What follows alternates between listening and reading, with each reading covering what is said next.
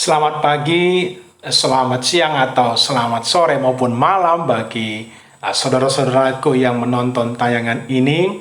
Ini adalah seri pembelajaran eksposisi Alkitab yang merupakan proyek pribadi saya sendiri. Nama saya Philip Manurung dan saya rindu, saudara-saudaraku, kenapa saya membuat seri eksposisi seperti ini.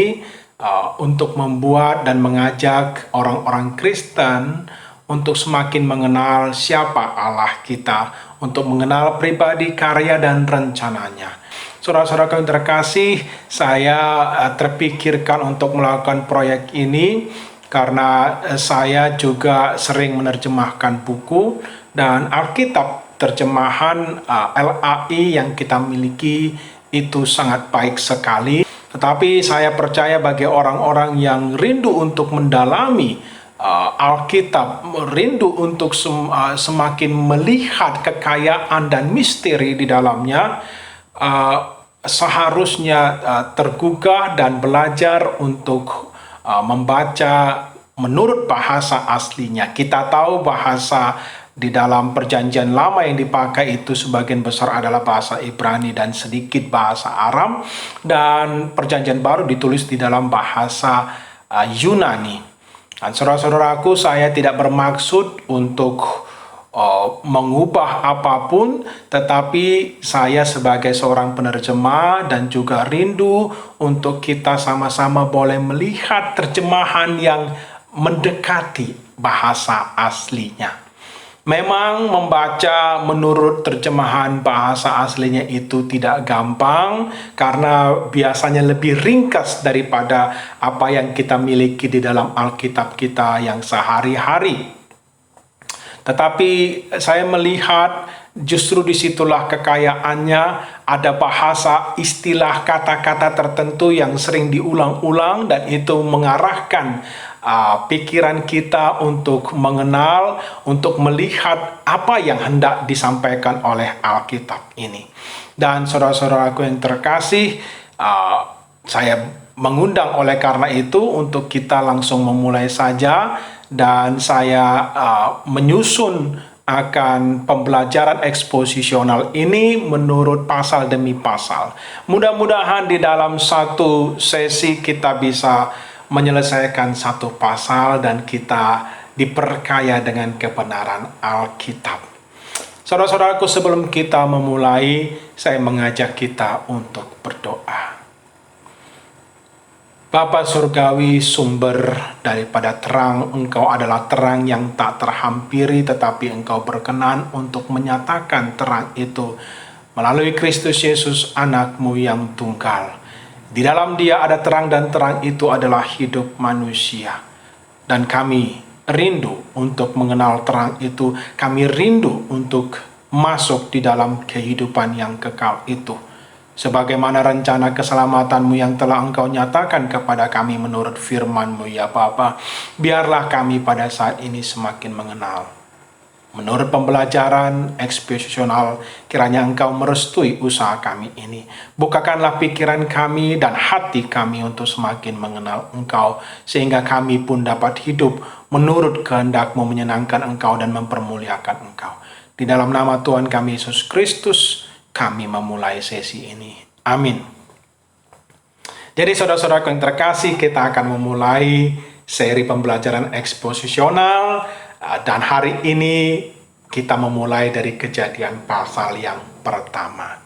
Di hadapan layar Bapak Ibu telah melihat sedikit bagian dari apa yang telah saya terjemahkan sendiri, sehingga mudah-mudahan mengikuti bahasa aslinya. Tetapi sebelumnya saya ingin kita untuk semakin mengenal kitab Kejadian ini. Sebagaimana Bapak Ibu ketahui, bahwa 5 kitab yang pertama di dalam Alkitab yang sering disebut sebagai Pentateuch, ya, Kejadian, Keluaran, Imamat, Bilangan, Ulangan, itu diyakini ditulis oleh hambanya Musa. Kapan dia menulisnya? Well, saudara-saudaraku, kita bisa memahami bahwa Musa memiliki banyak waktu untuk berinteraksi dengan Allah.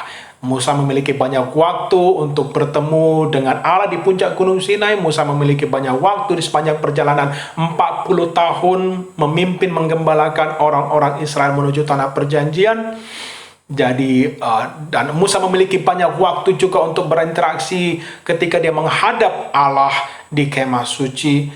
Jadi ada banyak waktu ketika dia mendapatkan penyingkapan-penyingkapan dari Allah, dan oleh karena itu dia menuliskan 5 kitab yang diwariskannya kepada kita sekarang untuk kita pahami.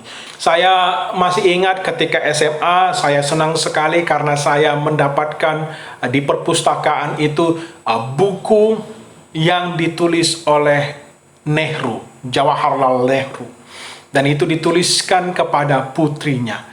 Kalau nggak salah judulnya sudah diterjemahkan ke dalam bahasa Indonesia, Lintasan Sejarah Dunia. Dan apa yang membuat saya excited, saudara-saudaraku, karena saya menemukan buku yang ditulis sendiri oleh Nehru.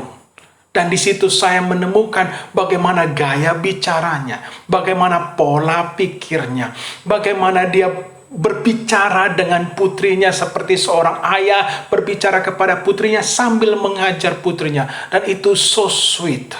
Itu sangat menyenangkan, itu mengharukan bagi saya. Saya bisa memasuki, menyelami alam pikirannya dari seorang Nehru, Perdana Menteri pertama India. Dan saudara-saudaraku, apa yang kita baca di dalam 5 kitab yang pertama, jangan kita lupa, itu ditulis oleh Musa sendiri.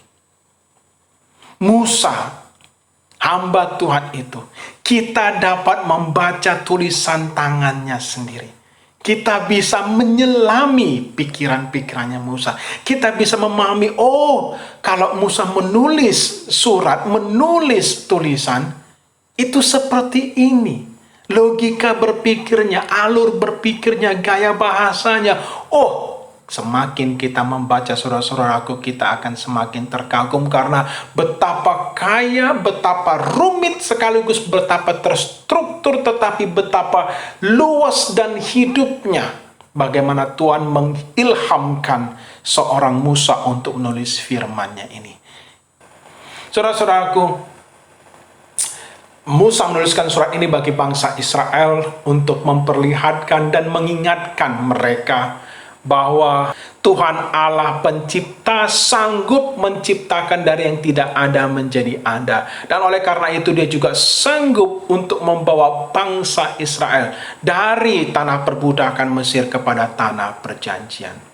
Menurut sejarah, diyakini bahwa kitab Kejadian ini khususnya ditulis kira-kira 1400 tahun sebelum Tuhan Yesus lahir. Itu cukup lama. Dan seluruh kitab perjanjian lama yang kita miliki sebagai orang Kristen juga merupakan kitab sucinya orang Yahudi di Israel sana.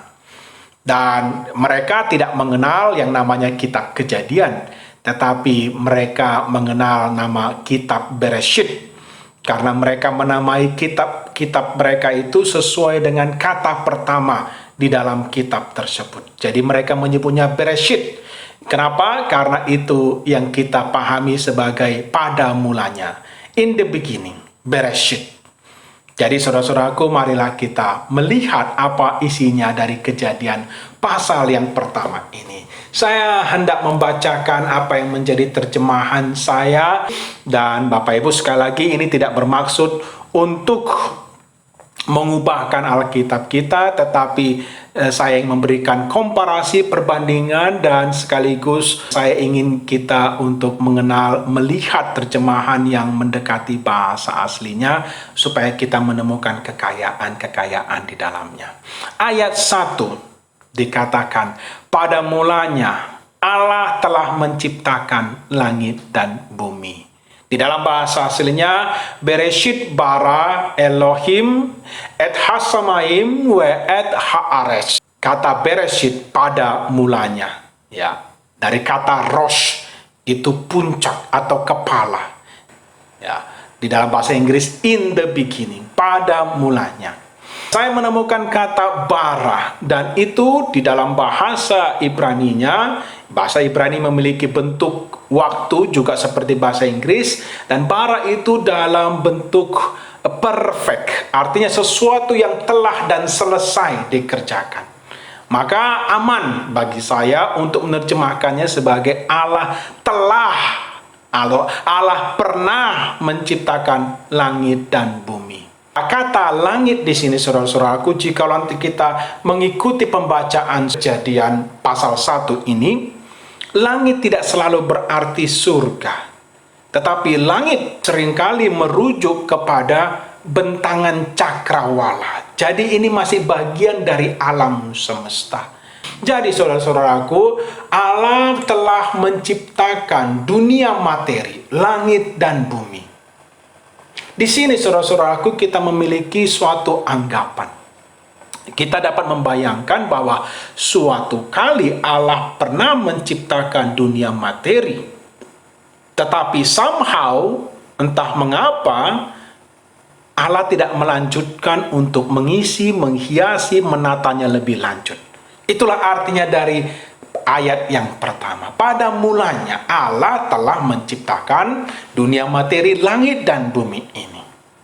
Kenapa kita bisa meyakini seperti itu? Karena di ayat yang kedua dilanjutkan untuk menjelaskan kondisi bumi yang pernah diciptakan ini. Dikatakan di situ bumi, dalam Alkitab kita yang sering kita baca, bumi belum berbentuk dan kosong.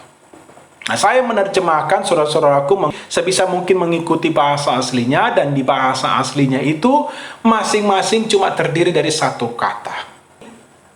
Tohu wabohu.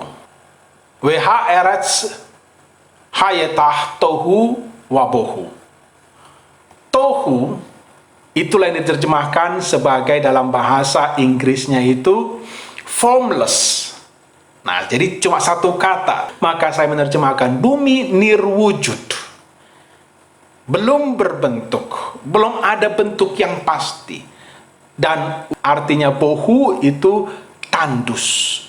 Belum ada bentuk kehidupan apapun, belum ada penghuni apapun, belum ada yang bisa ditanamin, belum ada yang bisa hidup di atasnya. Jadi kita sekarang memiliki suatu gambaran, suatu kali pernah Allah telah menciptakan langit dan bumi, tetapi somehow dia tidak melanjutkannya, sehingga pada titik di ayat kedua, bumi itu masih belum ada wujudnya, dan bumi masih tandus. Di sini saudara-saudaraku, saya mengajak kita untuk coba mengenali pribadi Allah kita, mengenali jalan pikirannya. Allah kita memiliki ketetapan rencananya atas segala sesuatu. Dia tidak setelah menciptakan langit dan bumi pertama kali langsung melanjutkan terus sampai mengisinya. Ada satu titik di mana dia menetapkan, dia tidak melanjutkan. Dia memiliki suatu rancangan bahwa pada hari tertentu, pada titik tertentu dia mulai akan melanjutkan. Allah kita mempunyai rancangan dan kehendaknya atas segala sesuatu. Maka kita pun belajar, saudara-saudaraku, bahwa hidup kita pun tidak akan senantiasa mulus. Tidak akan senantiasa kita mengalami, oh sebagai orang Kristen, sebagai orang percaya saya akan terus mengalami agenda terus naik. Tidak. Atau kita akan terus turun, tidak. Allah memiliki agendanya, rancangannya, waktunya yang tepat, kapan dia akan melanjutkan rencananya atas sesuatu, atas seseorang. Jadi sampai di ayat kedua, bumi masih nirwujud, formless, dan tandus atau void. Dan keadaan ini diperjelas lebih lanjut. Wehosek, dan kegelapan ada di atas muka balung. Dalam bahasa aslinya itu tehom. Memang kalau kita lihat di Alkitab kita dikatakan gelap gulita menutupi samudra raya. Kita memiliki gambaran akan kumpulan air Samudra Raya. Tetapi Tehom di banyak bagian Alkitab itu lebih sering diterjemahkan sebagai, dalam bahasa Inggrisnya, the deep. Sesuatu yang dalam sekali. Kita mendapat gambaran bahwa Tehom itu bukan sekedar dasar samudra, tetapi sesuatu yang lebih dalam daripada itu, the deep. Karena kalau nanti kita ingat bahwa ketika air bah itu terjadi, bahkan dari the deep ini keluar air lagi. Maka ya, saya menerjemahkan sebagai palung. Menurut penelitian-penelitian zaman modern, kita tahu sekarang bahwa bahkan di dasar samudra pun ada suatu cekungan, ada suatu lembah, ada suatu jurang yang bahkan lebih dalam. Palung Mariana itu diyakini 11 kilometer di bawah permukaan laut. Dalam sekali. Jadi kita mempunyai suatu gambaran. Bumi adalah suatu bola air, belum ada relief apa-apa, belum ada kontur apa-apa, karena tertutupi sepenuhnya dengan air, dan semuanya gelap. Jikalau kita adalah astronot antariksawan pada saat itu, kita tidak bisa melihat apa-apa, dan kita hanya bisa menduga bahwa kita akan menabrak suatu bola air yang sangat besar. Nah, kalau tadi kita diperlihatkan bagaimana kondisi alam semesta pada awalnya, sekarang lampu sorotnya diarahkan kepada sosok pribadi Allah. Dan sosok pribadi Allah yang disorot di sini adalah Roh Allah. Saudara-saudaraku, kita sebagai orang Kristen, kita menyembah Allah Tritunggal. Meskipun istilah kata Tritunggal tidak pernah kita temukan di dalam Alkitab, tetapi konsepnya jelas sekali kita temukan di banyak tempat, bahwa Allah kita 3 pribadi, tetapi satu hakikat. Allah Bapa, Allah Anak, Allah Roh Kudus. Tetapi somehow, entah mengapa, Musa di ayat kedua menyorot kepada pribadi yang kita katakan pribadi ketiga, Sang Roh Allah. Bukankah ini menarik sekali, saudara-saudaraku, bahwa dari sejak awal Alkitab, kita sebenarnya diberi penekanan mengenai karya pribadi Roh Kudus. Kita mungkin menganggap di zaman ini sebagai orang-orang Kristen dan di Indonesia khususnya, bahwa perkara karya atau pribadi Roh Kudus itu lebih banyak ditekankan pada gereja tertentu yang banyak mengekspresikan karunia-karunia Roh Kudus katanya. Tetapi sesungguhnya, saudara-saudaraku, karya pribadi penekanan Roh Kudus bukan eksklusif pada satu gereja tertentu, tetapi setiap orang percaya, semua orang yang mengaku Kristen, harusnya memahami betapa penting, betapa agung, betapa besarnya karya Roh Kudus yang sejak dari awal Dia telah terlibat dalam proses penciptaan. Dikatakan Roh Allah melayang-layang, merahabet di atas muka air. Saya pilih kata muka air ya, pane. Kata pane ini, satu kata ini sebenarnya berarti muka, tetapi juga bisa berarti wajah. Nah, di bagian yang lain dikatakan bahwa dia berdiri di pane Allah. Bukan berarti dia hinggap di mukanya Allah, tetapi dia berdiri di muka, di hadapan Allah. Tetapi juga dikatakan Allah menyinari dengan wajahnya, juga dipakai istilah pane. Jadi muka ini bisa berarti wajah atau juga muka. Roh Allah, Roh Kudus itu dikatakan melayang-layang di atas bola air yang disebut bumi yang nirwujud itu. Bisa kita bayangkan itu. Kita mendapat kesan di sini bahwa akan ada sesuatu yang besar yang terjadi. Karena Roh Allah sedang menginspeksi sesuatu.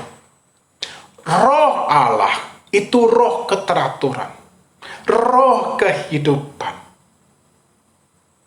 Memang dia memiliki keluasan, kebebasan, tetapi dia senantiasa ingin menciptakan keteraturan dan ingin menghasilkan kehidupan.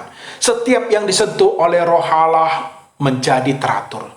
Setiap Roh Allah terlibat pada sesuatu, dia menghasilkan kehidupan baru. Di sepanjang perjanjian lama, kita mungkin menemukan istilah Roh Allah hinggap pada orang itu. Dan di perjanjian baru, kita menemukan istilah yang berlaku pada Maria. Roh Allah akan menaungimu. Nah, jadi kita mempunyai gambaran di sini tentang Roh Allah yang melayang-layang, tentang Roh Allah yang sedang menginspeksi sesuatu. Artinya, ketika Roh Allah akan terlibat pada sesuatu, kita bisa mengharapkan dia akan menghasilkan keteraturan atau menghasilkan kehidupan. Ketika Roh Allah menaungi Maria, dia akan menghasilkan suatu kehidupan yang luar biasa, yaitu kehidupan Yesus Kristus sebagai manusia yang dilahirkan. Tetapi ingat saudara-saudaraku bahwa meskipun Musa sedang menyorotkan lampunya kepada pribadi Roh Allah, kita sebagai orang Kristen harus memiliki pemahaman mendasar yang tidak boleh dilepaskan, itu pemahaman yang default. Pribadi-pribadi Allah ini tidak pernah saling terpisah. Mereka tidak berdiri secara eksklusif, artinya yang satu mau cuti pergi dulu ke tempat yang lain. Tidak, mereka selalu bersama-sama.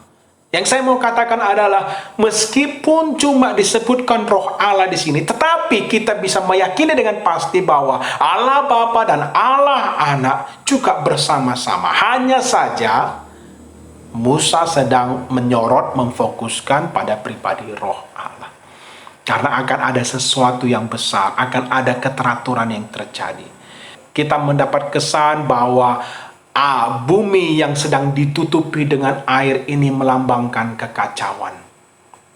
Dan saudara-saudaraku, nanti kita akan membahas lebih lanjut, samudra, laut itu seringkali di dalam Alkitab melambangkan kekacauan. Kalau kita membaca di kitab Wahyu, saudara-saudaraku, di langit dan bumi yang baru, di Yerusalem yang baru, tidak ada lagi samudra raya, tidak ada lagi laut. Yang ada cuma sungai. Jadi Roh Allah melayang-layang di atas samudra raya itu, Roh Allah melayang-layang di atas muka air yang menutupi pola bumi. Dan di manakah pribadi Allah Bapa dan Allah Anak, kita diperlihatkan di ayat selanjutnya. Sebab di ayat selanjutnya dikatakan, berkatalah Allah, Wayomer Elohim. Saya menggunakan kata di sini dan tidak firman untuk mempertahankan repetisi, perulangan terus-menerus. Karena kata yang sama juga bisa dipakai oleh manusia atau merujuk kepada firman Allah. Menurut apa yang dikatakan oleh Yohanes pasal yang pertama, ayatnya yang pertama, dengan kalimat yang mirip sekali dengan Kejadian pasal 1 ayat 1. Yohanes berkata, pada mulanya adalah kata, pada mulanya adalah logos, pada mulanya adalah firman. Firman itu bersama-sama dengan Allah, dan firman itu sendiri adalah Allah. Dan kita tahu bahwa sang firman itu berinkarnasi menjadi Yesus Kristus. Jadi saudara-saudaraku, sumbernya adalah Allah Bapa. Di dalam Allah Bapa ini ada pemikiran, gagasan, ide, konsep. Dan kemudian dia berfirman, mengeluarkan gagasan, ide, pemikiran, konsep itu. Dan ide, gagasan, konsep, logos itu menjadi satu pribadi. Dan itu disebut sebagai sang firman. Yang kita pahami sebagai Yesus Kristus di muka bumi. Banyak orang keberatan dengan konsep Allah Tritunggal. Mana mungkin Allah itu melahirkan Allah? Betul, saya setuju. Tidak pernah Allah itu bersalin. Tetapi saudara-saudaraku, bahasa melahirkan ini adalah bahasa ilustrasi yang dipakai untuk melukiskan apa yang terjadi. Yaitu ketika sang pemikiran, konsep, ide, gagasan daripada Allah Bapa ini keluar, itu disebut memperanakkan. Dia keluar daripada Allah Bapa dan menjadi pribadi sang anak. Mengapa sulit untuk memahami ini? Tidak sulit, saudara-saudaraku.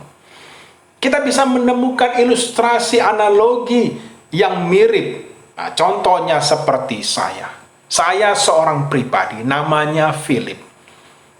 Kalau saya diam, saudara-saudaraku, di dalam saya tetap ada suatu pemikiran, konsep, ide, gagasan, tetapi saya masih diam.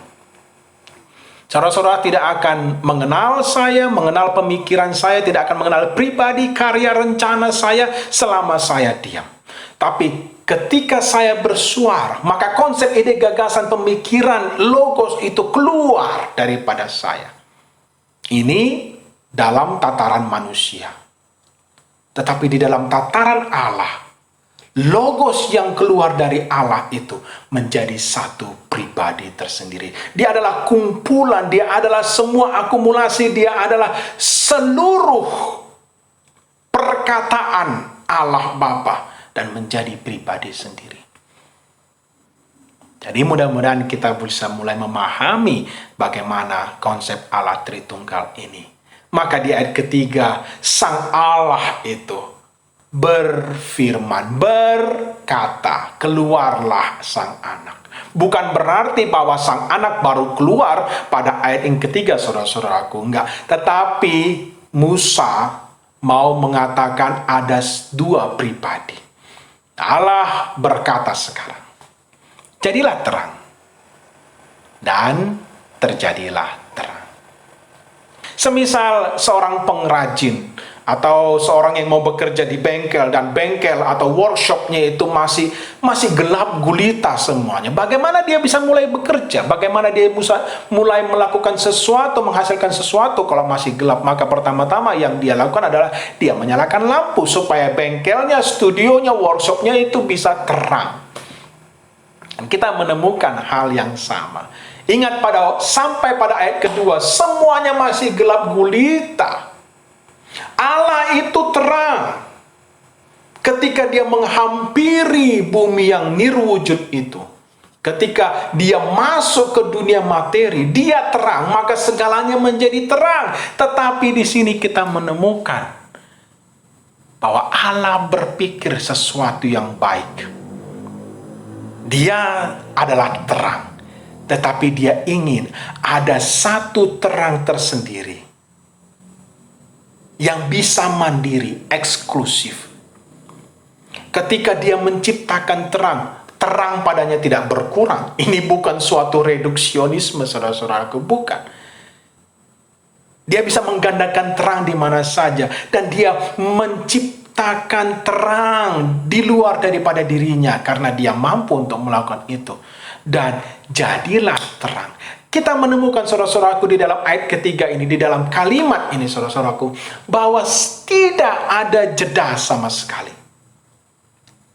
Ketika Allah berfirman, ketika Allah berkata, pada saat itu juga apa yang dikatakannya terjadi. Tidak menunggu bertahun-tahun, tidak menunggu satu periode waktu tersendiri.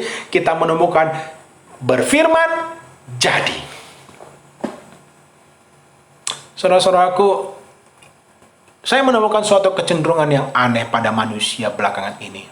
Semakin banyak orang-orang yang berpikir atau memiliki suatu keyakinan, asumsi pribadi seperti ini. Jika engkau berpikir, meyakini sesuatu, maka alam semesta akan bekerja untuk mewujudkannya bagimu. Dari mana punya anggapan seperti itu? Dari mana punya keyakinan seperti itu?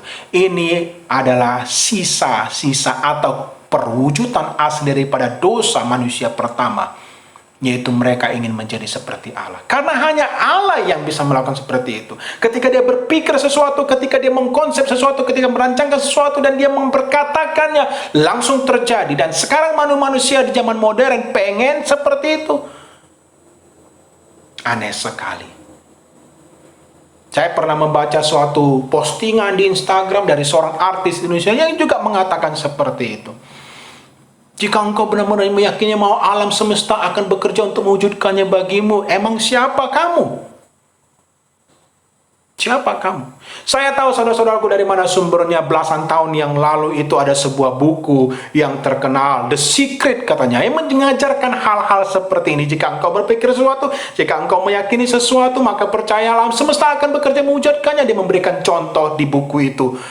Jika engkau masuk ke suatu mall pada hari atau jam yang sibuk dan engkau memikirkan, membayangkan, meyakini akan ada slot parkir yang kosong, maka itu akan terjadi.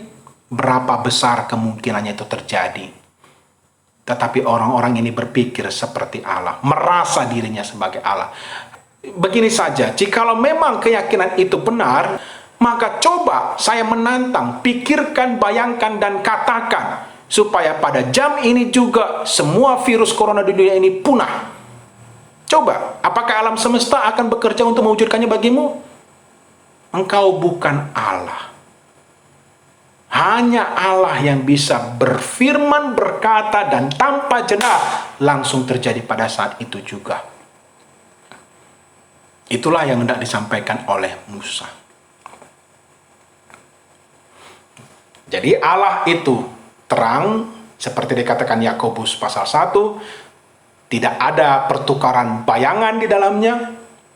Allah itu terang dan dia dia mengadakan suatu terang yang bisa berdiri sendiri, yang bisa mandiri.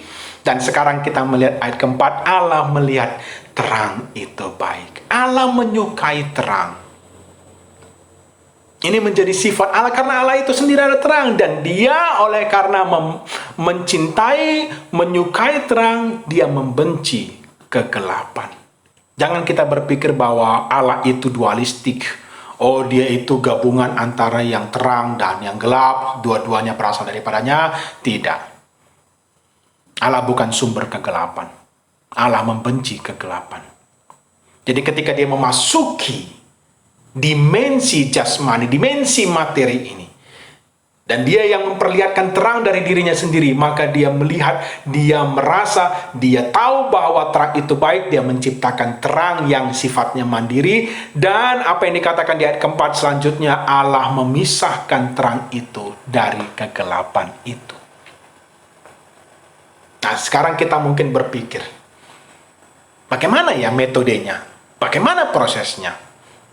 Sehingga terang bisa dipisahkan dengan kegelapan. Ada satu kemungkinan, bisa saja terang dengan kegelapan itu dipisahkan melalui suatu titik geografis tertentu. Artinya, dari titik ini ke sebelah kiri, ini semua terang. Dari titik ini ke sebelah kanan, ini semua gelap. Itu bisa jadi satu kemungkinan. Tetapi kalau kita melihat di ayat-ayat selanjutnya, kita melihat bahwa Allah memisahkan terang dari kegelapan itu melalui titik waktu. Jadi bukan titik geografis ya, tetapi melalui waktu. Karena dikatakan Allah menyediakan terang itu pada siang hari, dan kegelapan itu menguasai malam hari. Jadi ada dipisahkan berdasarkan titik waktu. Ayat 5. Dan Allah memanggil Yikra, memanggil terang itu Yom. Maka saya menerjemahkan di sini saudara-saudaraku sebagai hari. Memang Alkitab kita menerjemahkannya sebagai siang, dan itu bukan perkara besar. Tetapi kalau saya mengambil pada bahasa aslinya, dan di sepanjang Alkitab terus-menerus hari itu dikatakan adalah Yom. Nah, maka di sini saya mengatakan Allah memanggil yang bagian terang itu sebagai Yom, hari, dan kegelapan itu dipanggilnya sebagai malam. Dan di sini saudara-saudaraku kita menemukan suatu kenyataan yang memaksa kita untuk melepaskan pikiran kita dari pengetahuan-pengetahuan ilmiah yang kita tahu saat ini. Berdasarkan pemahaman ilmiah bahwa siang dan malam, Yom dan Hayalah itu bisa terjadi oleh karena adanya benda-benda penerang di langit. Matahari berkuasa atas siang, maka siang itu ada. Dan malam hari itu gelap, Hanya ada sedikit cahaya oleh karena yang berkuasa itu adalah bulan. Tetapi saudara-saudaraku, menurut ayat yang kelima, kita dibebaskan dari pemikiran seperti itu. Karena dikatakan bahwa siang dan malam yang pertama bisa terjadi tanpa adanya benda penerang. Karena benda penerang baru diciptakan pada hari yang keempat. Kalau kita mempelajari sains, saudara-saudaraku, kita akan mengetahui bahwa segala sesuatu yang bisa kita lihat sekarang ini oleh karena ada cahaya. Cahaya itu berasal dari mana? Bukan dari bumi, dari benda penerang, dan terutama matahari. Dan bagaimana matahari bisa menghasilkan cahaya sendiri? Kita belajar dari sains bahwa karena ada reaksi fusi. Atom-atom bersatu membentuk reaksi fusi, menghasilkan panas, dan panas itu juga menghasilkan cahaya.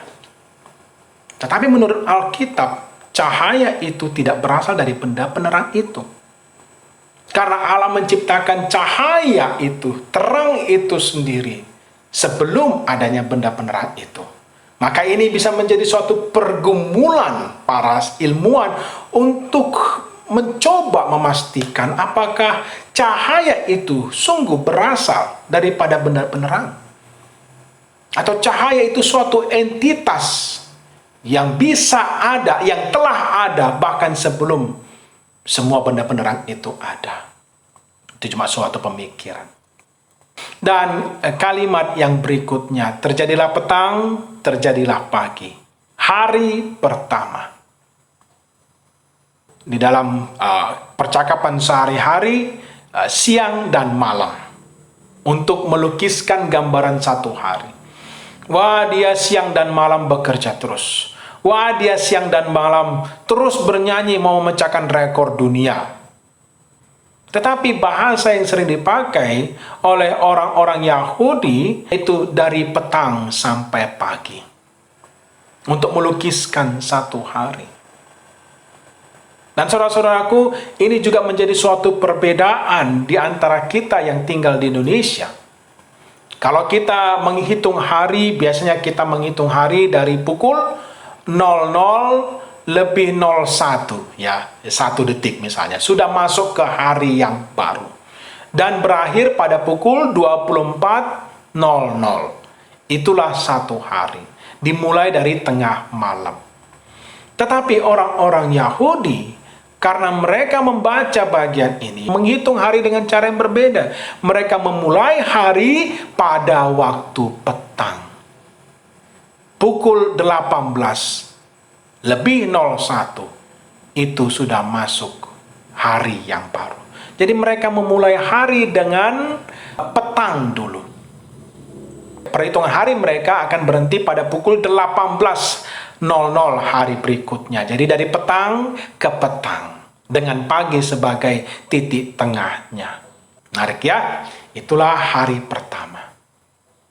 Lalu kemudian Allah melanjutkan kembali. Allah berfirman, Allah berkata, jadilah bentangan air yang mana? Saudara-saudaraku, dari tadi kita mempunyai suatu gambaran tentang bumi itu masih berbentuk bola air. Dan sekarang Allah mulai berkonsentrasi terhadap bola air ini dan mengatakan ada harusnya bentangan, satu lapisan pemisah. Dalam bahasa kita ya diterjemahkan sebagai cakrawala. Jadi Allah hendak membuat pemisah. Allah tidak mengangkat semua airnya ke atas, tidak. Tetapi inilah pemikiran Allah. Ada suatu lapisan yang akan memisahkan air di atas dengan air di bawah. Itulah ayat ke-6. Berkatalah Allah, jadilah bentangan di pertengahan air itu. Dan jelas sekali ya. Dan terpisahlah air dari air. Ayat 7. Dan Allah membuat bentangan dan memisahkan air yang ada di bawah bentangan, di bawah lapisan itu dengan air yang ada di atas bentangan itu. Dan terjadilah demikian. Rakia, bentangan. Saya mencoba untuk memahami jalan pikiran Allah. Karena bisa saja ada alternatif yang lain. Seperti saya katakan, langsung saja diangkat semua air itu sehingga yang di bawah tersisa cuma daratan yang kering.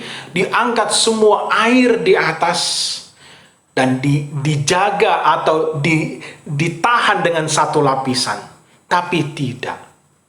Allah memiliki pikiran alternatif yang berbeda. Di atas lapisan bentangan itu ada air, di bawah juga masih ada kumpulan air. Dan kalau kita nanti melanjutkan, kumpulan air di bawah ini dipisahkan lagi. Menarik sekali jalan pikiran Allah kita ini. Mengapa demikian? Saudara-saudaraku, saya melihat ini ada kaitannya dengan rencana Allah di dalam Kejadian pasal yang ke-7, yaitu ketika Dia menurunkan air bah sekali lagi. Karena dikatakan bahwa ketika air bah itu terjadi, bukan hanya yang kita tadi sudah katakan, dari dalam palung itu keluar air, tetapi juga dari lapisan air di atas bentangan itu juga dikucurkan air. Itulah rencana Allah. Maka bumi bisa menjadi sangat tergenang dengan air. Mirip dengan kondisi awalnya. Luar biasa. Allah mempunyai rencana.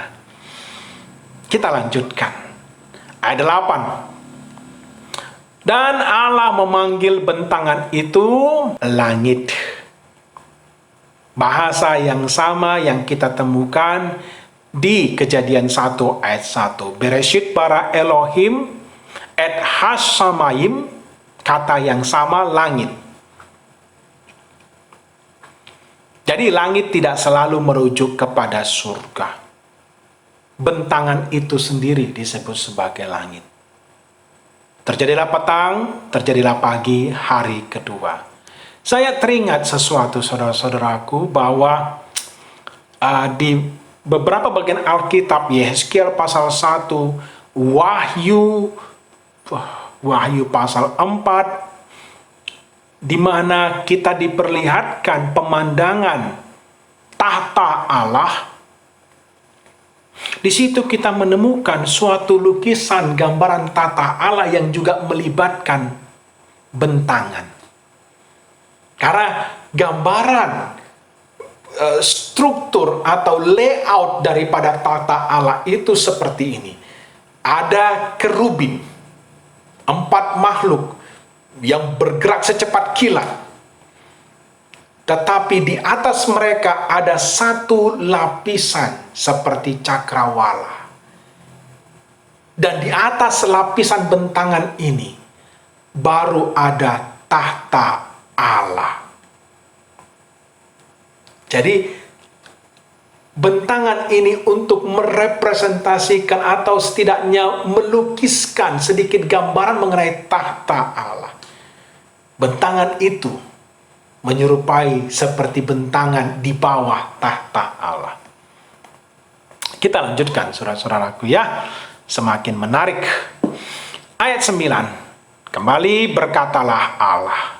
Sekarang ya, seperti saya sudah katakan, Allah berfokus pada kumpulan air di bawah cakrawala itu. Berkatalah Allah, berkumpullah air yang ada di bawah langit itu ke satu tempat. Dan biarlah kelihatan yang kering. Dan terjadilah demikian. Dan di sini terjadi pemisahan yang berikutnya. Kalau tadi kita melihat Allah memisahkan terang dengan gelap berdasarkan waktu, tetapi pemisahan air yang di bawah langit itu ke satu tempat terjadi dengan pemisahan secara geografis. Allah menggeser air itu ke satu tempat. Sekali lagi saudara-saudaraku, saya ingin mengatakan bahwa kumpulan air samudra atau laut itu merepresentasikan kekacauan. Dan kalau kita melihat karena di Wahyu tidak ada lagi laut, maka laut ini sebenarnya sesuatu yang jelek, sesuatu yang buruk, sesuatu yang tidak berkenan kepada Allah. Maka itu dipisahkan sehingga kelihatanlah yang kering. Dan kalau kita nanti melihat, Allah lebih berkonsentrasi pada yang kering. Dan Allah ayat 10 memanggil yang kering itu, ya, saya menggunakan istilah yang kering, bukan daratan, karena saya ingin menyesuaikan dengan bahasa aslinya. Benda yang didapat dari kata sifat, gitu ya. Jadi yang kering. Allah memanggil yang kering itu sebagai bumi. Ya, saya tidak menggunakan istilah tanah karena tanah itu di dalam Alkitab Perjanjian Lama bahasa Ibrani selalu adalah Adam. Ya, Allah memanggil yang kering itu adalah bumi, dan Ia memanggil kumpulan air yang tadi Dia pisahkan itu sebagai laut. Yang saya katakan sesuatu yang sebenarnya tidak disukai oleh Allah, karena itu nanti tidak akan bertahan lagi laut di langit dan bumi yang baru. Dan sekali lagi kita melihat kesimpulan yang sama, Allah melihat bahwa itu baik. Kita lanjutkan ayat ke-11. Berkatalah Allah, bertunaslah bumi dengan rumput, tumbuh-tumbuhan yang menaburkan benih pohon.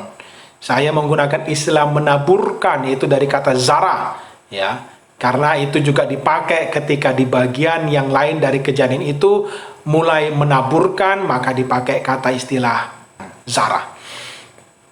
Tumbuh-tumbuhan yang menaburkan benih pohon, buah yang menghasilkan buah menurut jenisnya, yang benihnya ada di dalamnya, di atas bumi. Dan terjadilah demikian. Ayat 12, bumi mengeluarkan rumput, tumbuh-tumbuhan yang menaburkan benih menurut jenisnya, dan pohon yang menghasilkan buah yang benihnya ada di dalamnya menurut jenisnya. Apa yang kita lihat di sini, saudara-saudaraku? Perulangan demi perulangan, repetisi, ya, menurut jenisnya, terus-menerus dikatakan menurut jenisnya.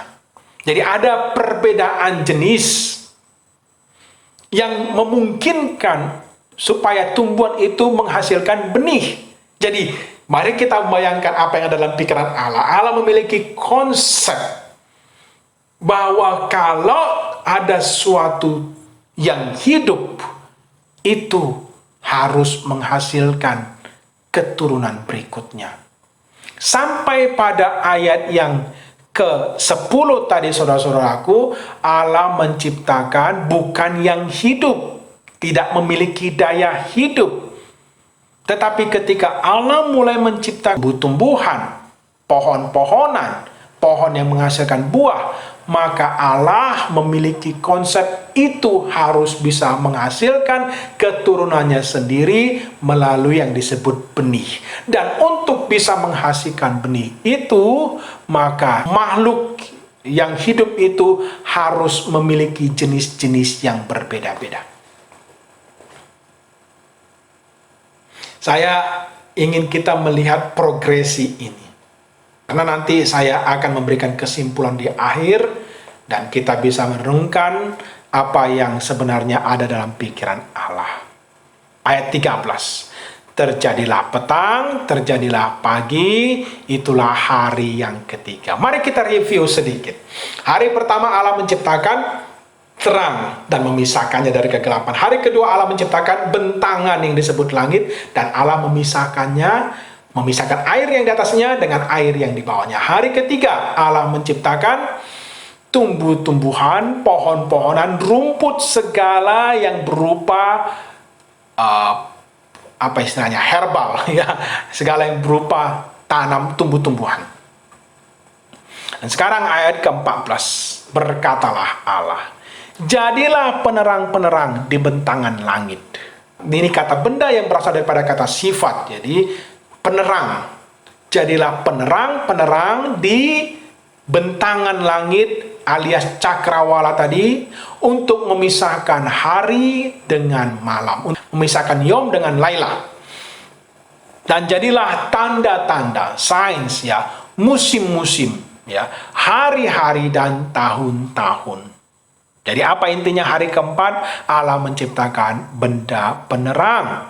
Ayat 15, kita melihat akibatnya. Setelah Allah berfirman berkata, terjadilah langsung. Terjadilah penerang-penerang di bentangan langit untuk menerangi bumi, dan terjadilah demikian. Sekali lagi saudara-saudaraku, kita diperhadapkan dengan sebuah kesulitan karena ini memaksa kita untuk memisahkan pikiran kita dengan pemahaman ilmiah dulu.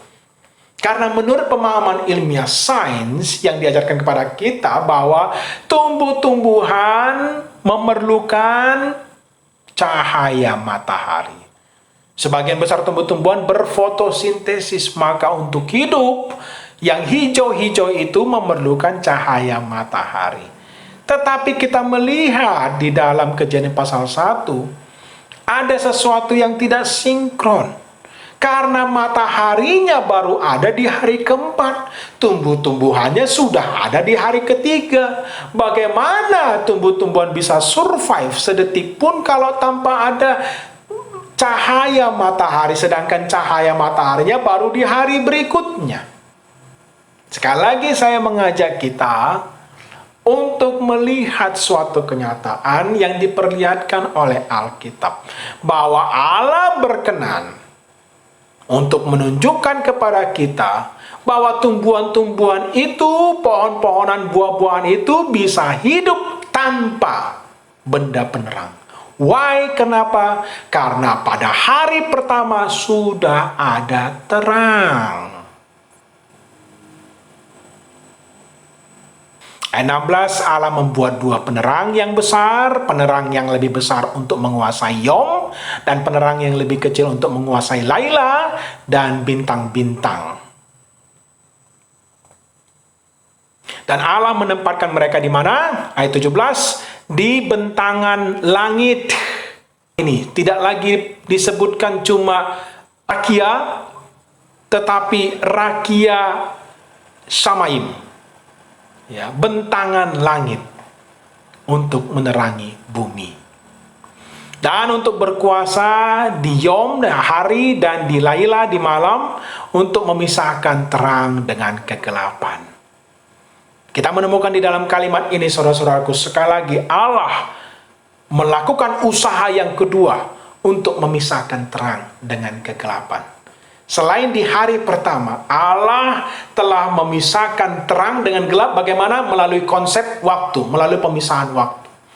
Dan sekarang Allah juga berkenan untuk memisahkan terang dengan gelap menurut waktu. Dan kita diberikan kesimpulan dan repetisi yang sama. Allah melihat bahwa itu tof. Allah melihat itu baik. Terjadilah petang, terjadilah pagi, hari keempat. Ayat 20, berkatalah Allah sekarang, berkeriapanlah air dengan keriapan makhluk yang hidup. Ya, saya mempertahankan kata keriapan karena sesuai dengan bahasa aslinya, berkeriapanlah air, artinya swarming, berkerumun atau berkeriapanlah air yang mana? Air yang ada di laut. Itu maksudnya bukan air yang di atas bentangan langit sana. Berkeriapanlah air dengan keriapan makhluk yang hidup, burung berterbangan di atas bumi. Ini menarik, saudara-saudaraku, karena saya menemukan bahwa di dalam bahasa aslinya kata burung itu berbentuk singular, bukan plural, bukan jamak. Tidak dikatakan burung-burung, tetapi burung. Burung berterbangan di atas bumi, di atas muka bentangan langit. Dan Allah menciptakan, ayat 21, saya menerjemahkan monster karena saya kehabisan kata-kata. Karena dalam bahasa aslinya itu tanim, jamak, lebih daripada satu. Tapi kata tanim ini sulit untuk diterjemahkan. Dalam bahasa Inggrisnya itu diterjemahkan sebagai serpent, dragon, sea serpent, ya. Saya cukup mengatakan itu monster karena saya tidak tahu menciptakan naga kah atau menciptakan ular kah. Kata tanim yang sama itu dipakai di dalam Keluaran, yaitu ketika ingat Musa mendemonstrasikan kuasa Allah, tongkatnya dilemparkannya di hadapan Firaun dan tongkat itu berubah menjadi menjadi ular, diterjemahkan di situ. Nah, apakah itu juga bisa dipakai di ayat 21? Ayat 21 Allah menciptakan tanim, monster-monster yang besar ini, dan setiap makhluk hidup yang merayap, yang berkeriapan di laut menurut jenisnya, dan setiap burung bersayap menurut jenisnya.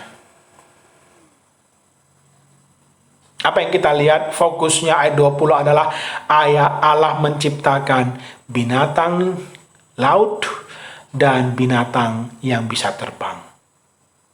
Karena di hari berikutnya Allah berfokus untuk menciptakan binatang darat. 22. Dan Allah memberkati mereka. Ada sesuatu yang berbeda. Allah memberkati mereka di sini. Allah tidak melakukannya kepada tumbuh-tumbuhan. Allah tidak memberkati Allah tidak berfirman berkata kepada tumbuh-tumbuhan dan memberkati mereka. Tetapi ketika makhluk hidup ini, makhluk hidup yang diciptakan adalah makhluk hidup yang bergerak, Allah memberkati mereka dan katanya berbuahlah. Saya mempertahankan istilah buah di sini karena itu juga kata yang sama yang dipakai ketika Allah menciptakan tumbuh-tumbuhan tadi. Buah. Berbuahlah dan bertambah banyaklah, penuhilah air di laut, dan burung-burung sekarang sudah jamak bertambah banyak di bumi. Terjadilah petang, terjadilah pagi, hari kelima. Lalu berarti kita memasuki hari ke-6. Berkatalah Allah, keluarlah. Ini dipakai kata yatsa. Keluarlah dari bumi makhluk yang hidup menurut jenisnya. Sekali lagi, kalau itu sudah berupa makhluk yang hidup, Allah menciptakannya bukan satu jenis. Menurut jenisnya, hewan dan yang merayap, ya dalam bahasa Alkitab kita, binatang yang merayap, tapi sekali lagi saya melihat ini kata benda yang berasal dari kata kerja, sehingga yang merayap ya. Dan yang hidup di bumi menurut jenisnya, dan terjadilah demikian. Akibatnya ayat 25, Allah membuat semua yang hidup di bumi menurut jenisnya. Artinya semua binatang darat, ya, semua yang hidup di bumi menurut jenisnya. Hewan-hewan menurut jenisnya. Semua yang merayap atau yang melata di bumi menurut jenisnya. Apa yang kita lihat berkali-kali, sekali lagi penekanannya, kata-kata yang diulangi menurut jenisnya. Artinya bukan satu jenis, tetapi ada berbeda jenis. Dan kita tahu, ketika berbicara mengenai binatang, hanya ada dua jenis, jantan atau betina. Dan Allah melihat bahwa itu baik. Jadi sekali lagi saya mengundang kita untuk mereview. Hari pertama Allah menciptakan terang, memisahkannya dari kegelapan. Hari kedua Allah menciptakan cakrawala untuk memisahkan air di atas, air di bawah. Hari ketiga Allah menciptakan tumbuh-tumbuhan, pohon-pohonan, buah-buahan. Allah menciptakan pada hari keempat benda-benda penerang matahari, bulan dan bintang. Hari kelima Allah menciptakan binatang-binatang di air, dan Allah menciptakan binatang-binatang yang bisa terbang. Hari keenam Allah fokus menciptakan binatang-binatang darat. Berkatalah Allah, kita buatlah manusia menurut gambar dan rupa kita. Karena memang di dalam bahasa aslinya saudara-saudaraku, gambar dan rupa itu terpisah gitu ya. Ada dua kata yang dipakai di sini. Besalmenu, kit mutenu, ya, menurut gambar dan rupa kita. Ya, kita buatlah manusia menurut gambar dan rupa kita. Untuk pertama kalinya digunakan kata kita. Dan oleh karena itu ini argumen yang paling jelas untuk mengatakan kepada orang-orang Kristen dan orang-orang non-Kristen bahwa Allahnya orang Kristen itu Tritunggal. Karena kata kita itu menunjukkan jamak. lebih daripada satu. Dan kita hanya bisa mengindikasikan suatu relasi yang setara. Saya tidak bisa mengatakan kepada teman saya bahwa saya dan kucing saya itu kita. Kita itu lebih daripada satu tetapi setara. Dan ini tidak bisa mengindikasikan bahwa Allah sedang berbicara bersama dengan para malaikat. Marilah kita, tidak bisa. Karena malaikat tidak setara dengan Allah. Jadi sekali lagi yang setara ini adalah Allah Tritunggal. Allah Bapa, Allah Anak, dan Allah Roh Kudus sedang terlibat diskusi bersama. Dan ini menarik saudara-saudaraku. Sampai sebelum saat ini, ketika Allah menciptakan dari hari pertama sampai dengan hari kelima, sampai pada menciptakan binatang-binatang darat sekalipun, Allah tidak pernah terlibat diskusi atau tidak diperlihatkan bahwa Allah berdiskusi. Pemikiran Allah itu tidak pernah itu diungkapkan lebih dahulu. Tetapi yang senantiasa terjadi dari hari pertama sampai dengan binatang-binatang darat itu, Allah berfirman jadi, Allah berfirman jadi. Tetapi ketika mulai berkaitan dengan manusia, Allah hendak memperlihatkan pemikirannya lebih dahulu. Mereka akan berkuasa atas ikan-ikan laut, burung-burung di langit, dan atas hewan, artinya semua hewan darat, atas seluruh bumi, ya, alam ciptaan, dan atas segala binatang yang merayap, bintang merayap yang merayap di atas bumi. Memang suka sekali bahasa Ibrani ini perulangan. Binatang merayap yang merayap di atas bumi. Jadi itu adalah konsep, pikiran, gagasan Allah sebelum menciptakan manusia. Dia memperlihatkannya, menampilkannya lebih dahulu. Lalu kemudian ayat 27 adalah eksekusinya. Allah menciptakan manusia itu mulai dipakai kata hak Adam. Loh, Pak, Adamnya kan belum ada. Adam itu bisa berarti manusia itu. Allah menciptakan hak Adam menurut gambarnya. Menurut gambar Allah diciptakannya dia. Laki-laki dan perempuan diciptakannya mereka. Kalau kita membaca ayat 27 ini, saudara-saudaraku, kita mendapat kesan itu seperti puisi. Perhatikan ya, bagaimana susunan katanya, bagaimana ritmenya. Allah menciptakan manusia itu menurut gambarnya, menurut gambar Allah diciptakannya dia, laki-laki dan perempuan diciptakannya mereka. Ya, indah sekali ya. Apa yang diulangi berkali-kali? Kata mencipta, diciptakan. Allah menciptakan, menurut gambar Allah diciptakan, laki-laki dan perempuan diciptakan. Laki-laki dan perempuan diciptakannya mereka. Ini klausa yang sama nanti kita akan temui juga di dalam Kejadian pasal 5. Ketika mulai berbicara mengenai silsilah manusia-manusia yang pertama, kesimpulan yang sama dikatakan, laki-laki dan perempuan diciptakannya mereka. Tidak ada jenis ketiga. Ketika berbicara mengenai binatang tadi sudah dijelaskan menurut jenisnya. Dan ketika berbicara mengenai penciptaan manusia, jenis itu semakin dirincikan. Laki-laki dan perempuan diciptakannya mereka. Ini adalah rancangan Allah atas manusia.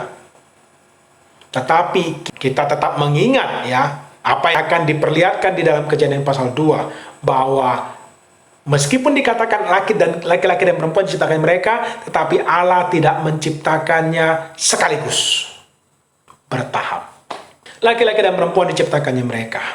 Lalu seperti setelah menciptakan binatang-binatang darat, Allah memberkati.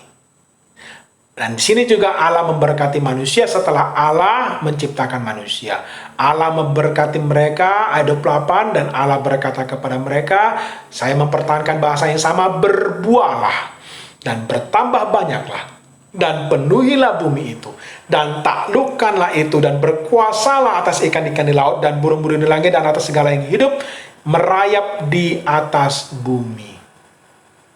Kalau pada penciptaan binatang-binatang tadi, Allah memberkati binatang-binatang itu, dan Allah memerintahkan untuk bertambah banyak saja.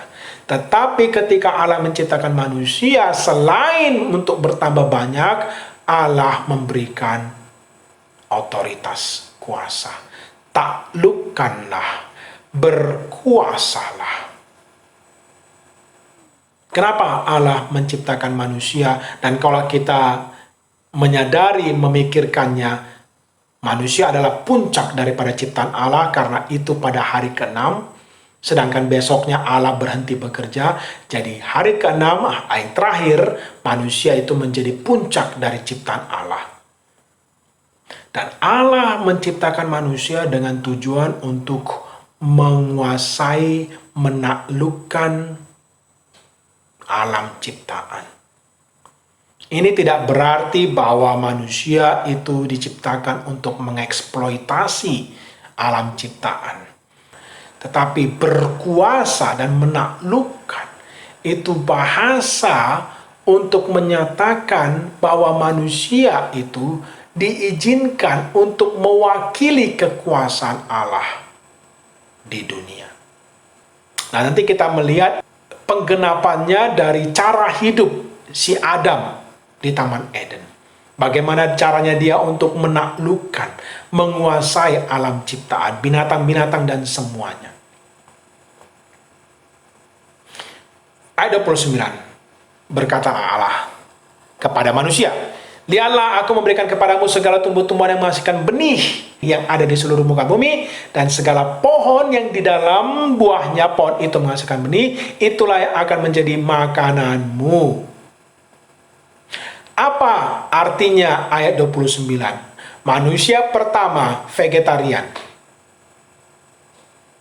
Karena Allah tidak mengizinkan, tidak ada dikatakan bahwa dia boleh memakan binatang, makhluk hidup yang lain. Tetapi yang diberikan sebagai makanan manusia adalah biji-bijian, sayur-sayuran, buah-buahan. Sehat. Sekarang kita bertanya, loh, kenapa sejak kapan manusia itu bisa makan daging? Nah, saudara-saudaraku, jawabannya Kejadian pasal 9. Nanti setelah air bah, Allah memberikan perintah yang berbeda. Setelah air bah itu, Kejadian pasal 9, Allah memberikan perintah, sekarang binatang itu boleh kamu makan, asal jangan makan darahnya. Tetapi dalam konsep penciptaan manusia pertama Adam dan Hawa itu vegetarian.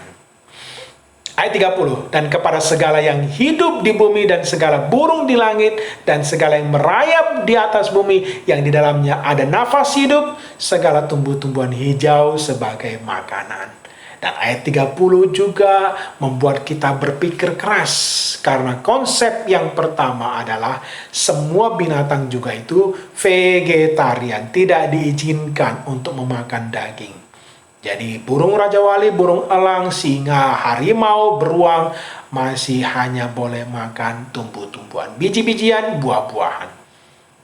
Coba pikirkan itu. Singa makan cabai. Dan terjadilah demikian. 31. Allah melihat segala yang telah dibuatnya.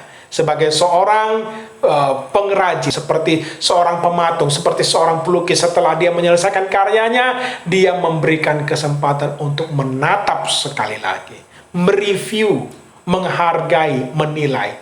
Dan Allah melihat segala yang telah dibuatnya, dan lihatlah, ini tidak sama seperti kesimpulan-kesimpulan yang diberikan di setiap hari. Tetapi di sini dikatakan, itu sangat baik.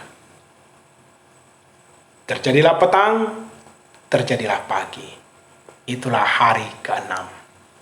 Jadi saudara-saudaraku yang terkasih, kita sudah membaca dan mudah-mudahan kita semakin mengerti bagaimana jalan pikiran Allah dan bagaimana kerumitan segala penciptaan di Kejadian pasal 1 ini. Dan saya ingin meninggalkan kita dengan dua hal yang bisa kita renungkan. Yang pertama, saudara-saudaraku, rangkumannya adalah ada dunia yang pernah diciptakan tetapi belum sempat untuk diisi, dihiasi, diatur.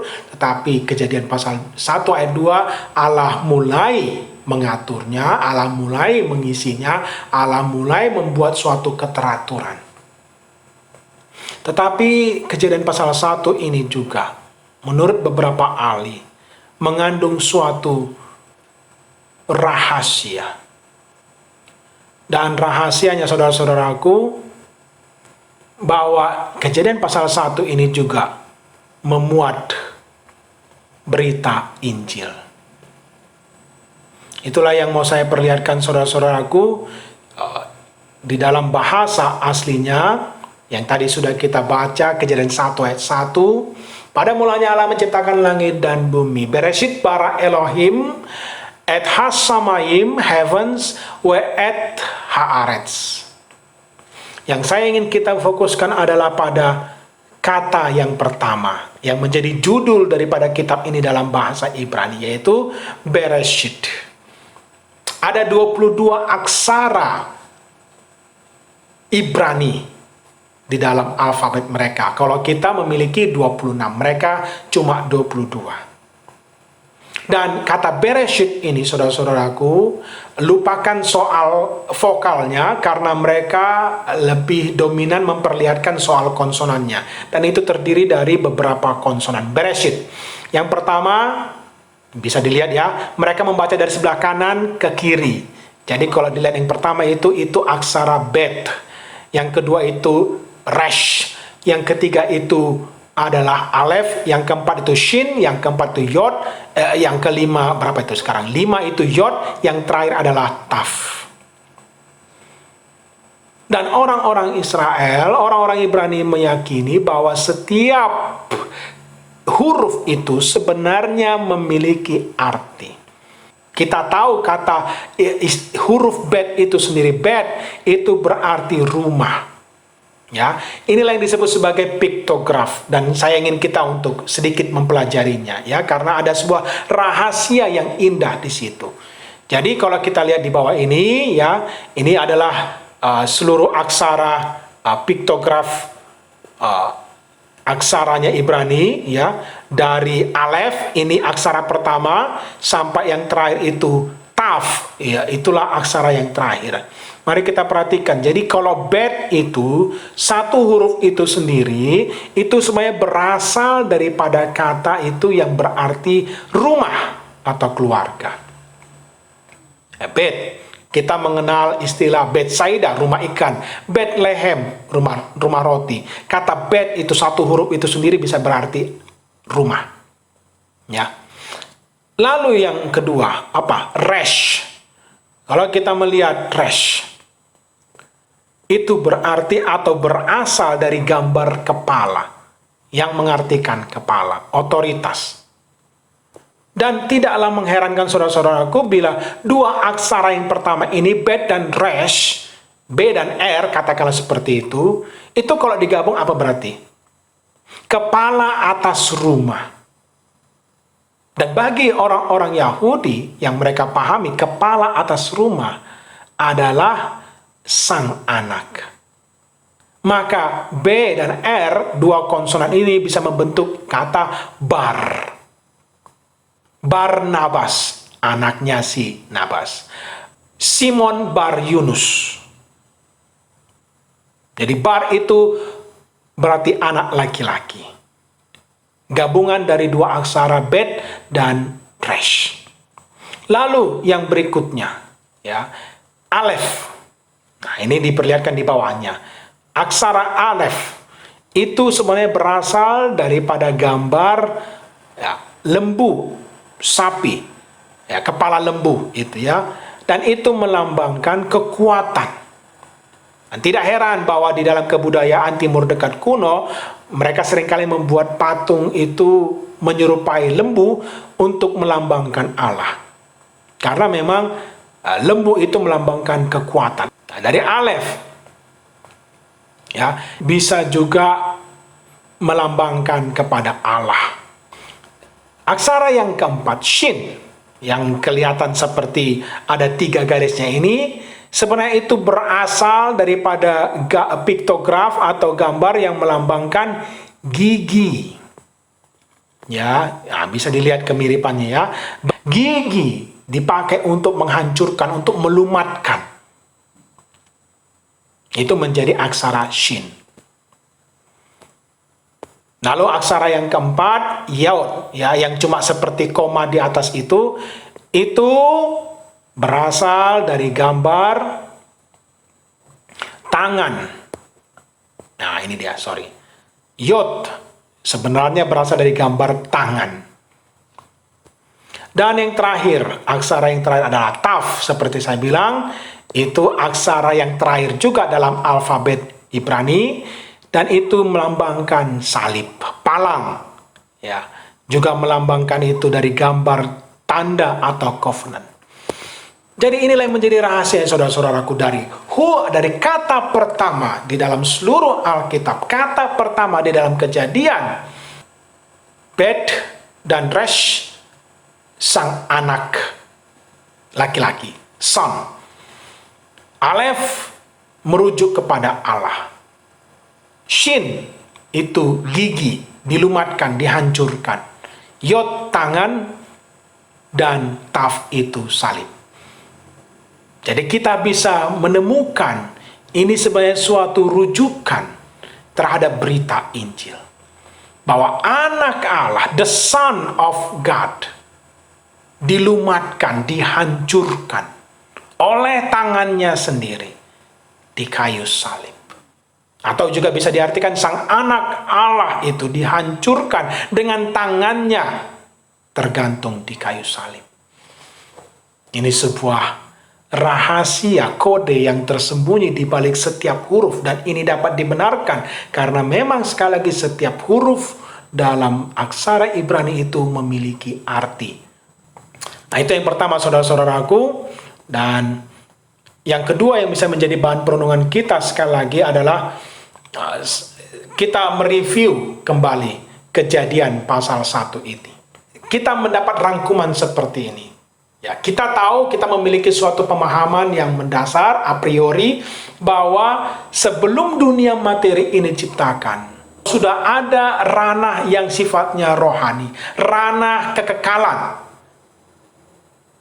Itulah yang kita pahami sehari-hari.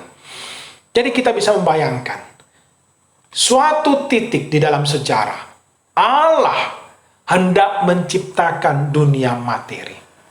Allah sudah memiliki, atau Allah ya sudah tinggal di dalam dunia kekekalan, itu bukan dunia materi. Dan suatu titik, suatu kali, suatu hari di dalam titik sejarah manusia, Allah memulai untuk menciptakan dunia materi. Dan apa yang menjadi pola dari penciptaan dunia materi di dalam pasal 1 Kejadian ini? Polanya kita temukan berkali-kali. Yang pertama, Allah selalu menciptakan pasangan. Itu yang kita lihat. Allah menciptakan terang, pasangannya gelap, atau untuk melawan gelap. Terang dan gelap. Hari kedua, Allah menciptakan bentangan langit cakrawala. Ada pasangannya apa? Air di atas dengan air di bawah. Hari ketiga, ada laut, ada darat. Dan hari yang ketiga juga Allah menciptakan tumbuh-tumbuhan yang dikatakan menurut jenisnya. Ada pasangannya. Pohon yang jantan dengan pohon betina baru bisa menghasilkan benih. Ada pasangannya. Hari keempat begitu pula. Matahari dipasangkan dengan bulan. Benda penerang mempunyai pasangannya. Hari kelima, binatang-binatang di laut, binatang-binatang di udara. Juga menurut jenisnya ada pasangannya. Hari keenam, binatang darat juga ada pasangannya. Dan puncaknya manusia selalu berpasangan. Ada pasangannya. Apa yang ada dalam pikiran Allah? Di dunia kekekalan, di mana sana ada para malaikat, kita tidak memahami dari Alkitab bahwa ada pasangan-pasangan di sana.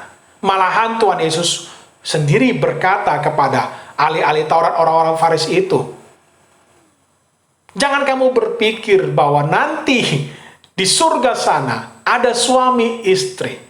Ya, orang-orang itu kan mereka bertanya gitu. Ada seorang istri sudah punya berapa suami, mati-mati terus gitu. Maka dia menikah berkali-kali. Nanti di surga suaminya yang mana dong? Tuhan Yesus bilang, jangan kamu sesat. Di surga itu tidak ada lagi pasangan. Tidak ada lagi laki-laki, suami ataupun istri. Tetapi di surga cuma ada satu pasangan, yaitu Kristus dengan gerejanya. Kristus dengan mempelai wanita, yaitu gereja. Dan ini menarik saudara-saudaraku, Kejadian pasal 1 kita diperlihatkan ketika Allah mulai menciptakan dunia materi, Allah selalu menciptakan pasangan demi pasangan. Langit dan bumi. Dan rancangan awal ini saudara-saudaraku, ya, ciptaan lama ini akan disempurnakan pada waktu ciptaan yang baru. Di kitab Wahyu, di kitab yang terakhir, pasal-pasal yang terakhir, pasal 20 ke atas, kita diperlihatkan bahwa pada waktu itu, di masa yang akan depan, Tuhan akan menyatukan pasangan. Langit dan bumi akan dipertemukan. Yerusalem yang baru dari surga dipertemukan turun ke muka bumi. Kristus Yesus anak Allah dipersatukan dengan gereja orang-orang pilihannya. Pada waktu itu tidak ada lagi matahari, tidak ada lagi benda penerang, karena Kristus Yesus adalah terang itu sendiri. Dan di surga sana, di Yerusalem yang baru, di langit dan bumi yang baru, tidak ada lagi laut, yang ada cuma sungai. Karena laut melambangkan kekacauan. Jadi semuanya serba daratan, saudara-saudaraku. Tidak perlu terancam dengan climate change, tidak perlu terancam dengan semua kenaikan air laut ini, karena laut akan ditiadakan. Inilah yang menjadi rancangan Allah, saudara-saudaraku. Inilah yang disingkapkan Allah, dan Allah berkenan untuk menyingkapkan pikirannya kepada kita.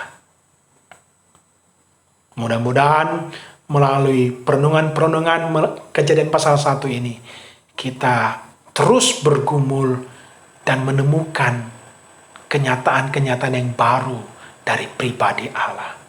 Saya ingin kita semakin mengenal Allah melalui apa yang disingkapkannya melalui firman-Nya. Jikalau Bapak, Ibu, saudara-saudaraku ada pertanyaan, kita mungkin bisa berdiskusi di dalam kolom komentar. Mari kita berdoa.